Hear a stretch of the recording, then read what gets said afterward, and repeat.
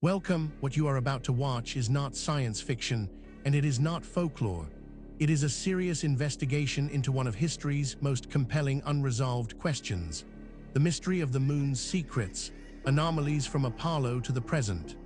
Across the world, in universities, research institutes, and field excavations, serious scholars are wrestling with evidence that does not fit the accepted story. Evidence that has been documented, measured, and peer-reviewed, and that still has no satisfying conventional explanation.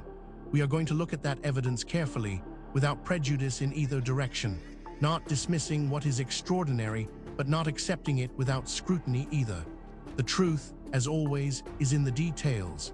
The moon is the most studied body in space other than Earth. 12 human beings have walked on its surface. Hundreds of kilograms of samples have been returned. Its surface has been mapped to resolutions of less than a meter.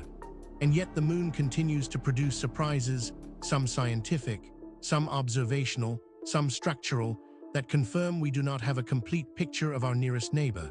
From the hollow moon hypothesis, suggested by Soviet scientists who observed that moonquakes caused the moon to ring like a bell, to the discovery of ancient water ice at the poles, to anomalous structures identified in high-resolution imagery by shares the moon's apparent familiarity conceals genuine scientific mysteries that ongoing exploration is only beginning to resolve.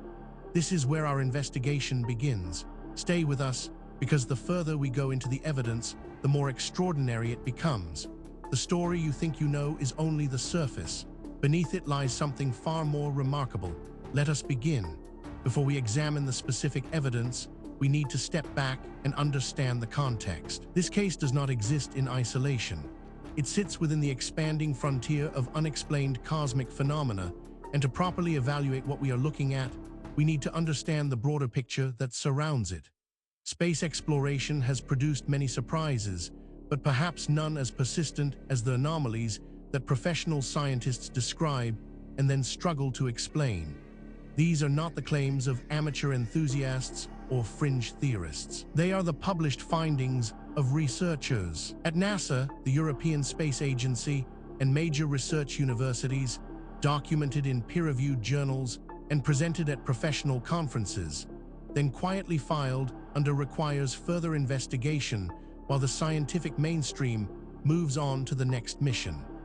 The anomalies take different forms: unexpected geological features on planetary surfaces that do not match known formation processes, electromagnetic signals that arrive from directions where no known source exists, orbital mechanics of small bodies that deviate from the predictions of established gravitational models in ways that suggest an additional, undetected force. Each individual anomaly might be dismissed as an instrument artifact or a modeling error. But when anomalies accumulate across multiple missions, multiple instruments, and multiple research teams, the collective weight becomes harder to discount. Science advances precisely by taking anomalies seriously, by treating the things that do not fit the mold as invitations to improve the model rather than as embarrassments to be minimized. The history of physics is largely a history of anomalies. The precession of Mercury that Newtonian gravity could not explain, the cosmic expansion that Einstein refused to accept, the dark matter that bends light with no visible source. Each one properly investigated expanded the boundaries of what we understand. This context matters because it tells us something important. What we are about to investigate is not an isolated curiosity. It is part of a pattern that researchers in multiple fields have been independently documenting for decades, and patterns in science demand explanation. With that foundation in place, let us now turn to the specific case at hand. Now we reach the heart of the matter. The core evidence surrounding the moon's secrets, anomalies from Apollo to the present, is more extensive, more verified, and more troubling for conventional explanations than most people realize. Let us walk through it systematically, fact by fact, and allow the evidence to speak for itself. We are not going to speculate here. Every point that follows is documented in peer-reviewed publications, official archaeological records, or government archives, that are publicly accessible. The question is not whether these facts are real. The question is what they mean. Consider this first extraordinary detail. After the Apollo 12 seismic experiments, astronauts deliberately crashed the spent ascent stage into the moon and measured the seismic response. NASA chief scientist Maurice Ewing described the moon ringing like a bell for nearly an hour, meaning the vibration decayed very slowly. This was surprising and led to the hollow moon hypothesis. However, the ringing is now understood to result from the extremely dry, scattering nature of the lunar crust rather than a hollow interior. This single data point, if taken in isolation, might be set aside. Anomalies happen, instruments malfunction, researchers make mistakes. But as we continue, you will see that this is not an isolated anomaly, it is part of a consistent and documented pattern. But that is only the beginning. Researchers also discovered Apollo moonquake data revealed unexpected seismic activity on the moon. Shallow moonquakes, occurring near the surface, reached magnitudes up to 5 on the Richter scale and lasted much longer than equivalent Earth earthquakes. A 2019 NASA study of LRO imagery found evidence that the moon is tectonically active today, with a system of faults that are still adjusting as the moon cools. Now, a skeptic might propose an alternative explanation for this, and that is entirely reasonable. We should always test alternative explanations before accepting extraordinary ones. The problem is that the alternative explanations, when examined carefully, create more problems than they solve. The mystery deepens when we examine. Water ice has been confirmed at the moon's permanently shadowed polar craters. The L-Cross mission in 2009 deliberately impacted a south polar crater and detected water vapor in the debris plume. Subsequent observations by the Chandrayaan-1 and LRO spacecraft have confirmed extensive water ice deposits at both poles, a resource with significant implications for future human missions. This is where the conventional account begins to strain. Each individual fact might be dismissed or minimized in isolation, but the cumulative weight of the evidence is another matter entirely. Perhaps most remarkable of all, the moon's origin is still not fully resolved. The giant impact hypothesis, that the moon formed from debris after a Mars-sized body called Theia struck the early Earth, is the leading theory. But the near-identical oxygen isotope ratios of Earth and moon rocks are difficult to explain if Theia contributed most of the moon's mass, which is what simple impact models predict. Researchers who have examined this evidence have described it as genuinely difficult to explain within the accepted framework. These are not fringe commentators. They are credentialed academics publishing in mainstream journals, raising questions that the field has not yet satisfactorily answered. Then there is the matter of transient lunar phenomena, TLP, brief, localized changes in the moon's appearance, including colored glows, flashes, and obscurations, have been reported by observers since at least the 16th century. NASA maintains a catalog of over 2,000 TLP reports. The cause of most TLPs is unknown, but may relate to outgassing of volatiles from the lunar interior. What makes this particularly significant is its independence from the previous points. This is not a case of one theory requiring another. These are separate lines of evidence converging on the same uncomfortable conclusion. Adding to the enigma is this finding: the moon's far side, permanently hidden from Earth, was not imaged until the Soviet Luna 3 mission in 1959. It is dramatically different from the near side. The far side has a much thicker crust, fewer large mare basalt plains, and a very different cratering history. The reason for this asymmetry between the near and far sides is an active area of research. Taken together, these facts form a pattern that cannot be explained by coincidence, misidentification, or methodological error. Each piece of evidence has been examined by skeptics. Each has been subjected to alternative explanations, and in each case, the alternative explanation falls short of accounting for everything that has been documented. We are left with a body of evidence that demands explanation and an accepted narrative that does not provide one. This is where serious inquiry begins. Now that we have established the evidence, we need to examine the theories that researchers have proposed to explain the moon's secrets. Anomalies from Apollo to the present. This is where the debate becomes most intense, because the theories reflect not just different interpretations of the same evidence, but fundamentally different assumptions about what is possible and what the past looked like. Understanding these theories is not just an academic exercise. Each one has been championed by serious researchers with genuine credentials, and each one captures something that the others miss. The truth, if it is ever established, will likely draw on elements of several.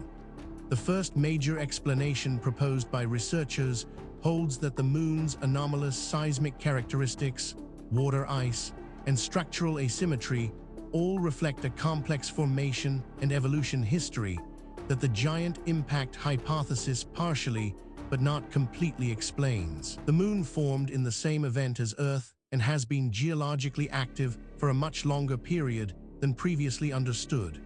This interpretation has significant academic support and is backed by substantial evidence, but it is not without problems.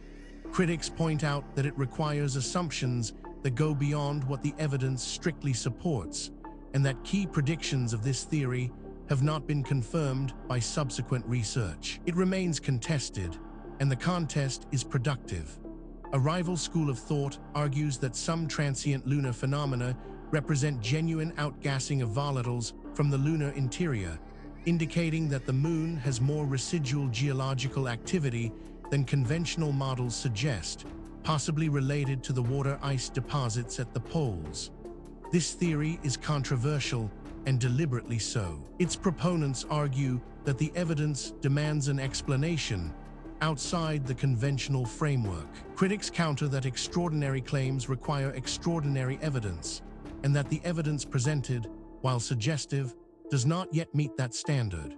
The debate continues in peer-reviewed literature. Perhaps the most unconventional theory suggests that the near-side/far-side asymmetry of the moon reflects an early period when the moon was tidally locked to Earth and received more heat on one side, producing the asymmetric geological record visible today. What is striking about this debate is not merely that experts disagree. That is normal and healthy in science. What is striking is the quality of the disagreement. Serious researchers, working from the same body of evidence, reaching genuinely different conclusions. That level of fundamental disagreement, when it persists over decades, is a signal that something important has not yet been understood. The question is not which of these theories is right. The question is whether any of them is right, or whether the truth is something that none of the current frameworks has yet been able to capture. The case surrounding the moon's secrets, anomalies from Apollo to the present, does not rest on speculation alone. What distinguishes this investigation from pure mythology is the existence of documented, physical, verifiable evidence, material that has been examined by credentialed researchers and whose authenticity is not seriously disputed. What is disputed is its interpretation.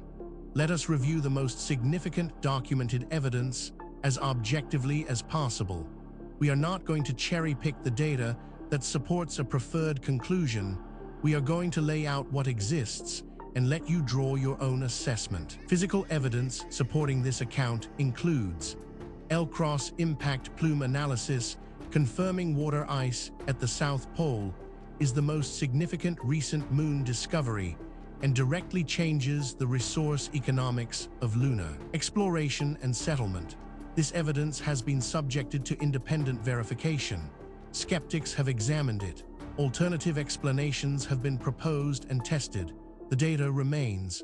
The question of what it means remains open. Investigators have documented LRO high-resolution imagery of lunar thrust faults, published in 2019, confirms that the moon is still tectonically active, contracting as it cools, and that shallow moonquakes may result from this ongoing activity. This evidence has been subjected to independent verification. Skeptics have examined it. Alternative explanations have been proposed and tested. The data remains. The question of what it means remains open. On-site analysis revealed Apollo seismic network data, reanalyzed with modern algorithms in 2019, confirmed the presence of shallow moonquakes, and provided the most complete picture yet of the moon's internal structure. This evidence has been subjected to independent verification. Skeptics have examined it. Alternative explanations have been proposed and tested. The data remains. The question of what it means remains open. Each individual piece of evidence might, in principle, be explained away. A single anomalous artifact might be misidentified. A single anomalous date might reflect contamination. A single anomalous eyewitness account might reflect misperception. The question is whether all of the evidence can be explained away, and whether the explanations required are more or less plausible than the evidence itself. When multiple independent lines of inquiry converge on the same conclusion, that convergence is the most powerful signal in empirical science. And that is exactly what we are seeing here. We have examined the history, the evidence, and the theories surrounding the moon's secrets, anomalies from Apollo to the present. Now we need to ask the question that is sometimes overlooked in discussions of ancient mysteries. Why does this matter? What does it mean for us today? It would be easy to file this away as an interesting historical curiosity, a puzzle from a distant past with no bearing on our present lives. That would be a fundamental mistake. The questions raised by this case touch on issues that are directly relevant to who we are, where we came from, and what the human story actually looks like before the period covered by conventional history. The Artemis program aims to return humans to the moon, with a focus on the South Polar region where water ice deposits exist.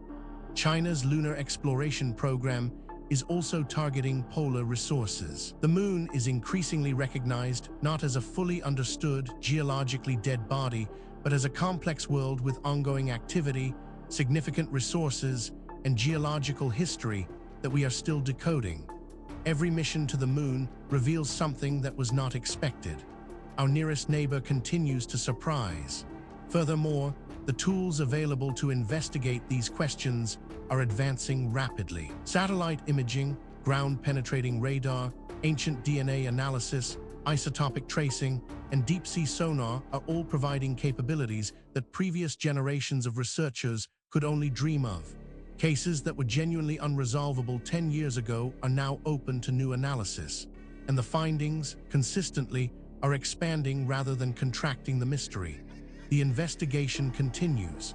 New discoveries are being made. New analyses are being published. New voices are entering the conversation from disciplines that were not previously part of the discussion. The answers, when they come, and they will come, will not merely solve a historical puzzle. They will force a fundamental revision of assumptions that underpin our entire understanding of human history and human potential. We have now walked through the complete case of the moon's secrets, anomalies from Apollo to the present, from the historical record through the physical evidence. Let's cross the competing theories and into the modern significance of what remains unresolved. What the story of moon anomalies ultimately reveals is not just a historical puzzle. It is a mirror. It reflects our assumptions back at us, our assumptions about what ancient people were capable of, about how knowledge is gained and lost across the centuries, and about the relationship between what we know and what we merely think we know. The evidence presented in this documentary is real. The questions it raises are genuine. The debate among researchers is ongoing, and that is healthy. Science is not a set of conclusions. It is a process, and the process requires that we remain open to evidence that challenges what we thought we knew, however uncomfortable that challenge might be. If you came to this documentary as a skeptic, we hope the evidence gave you something to think about. If you came as a true believer, we hope the critical examination gave you a more nuanced picture. The truth, as always, lies in the evidence, not in what we want to be true. Thank you for watching. If this investigation sparked your curiosity, please subscribe to the channel. We publish new documentaries every week, covering the full range of historical mysteries that the mainstream has not yet adequately explained. Leave a comment below telling us which case you want us to investigate next. The conversation continues. The investigation never ends.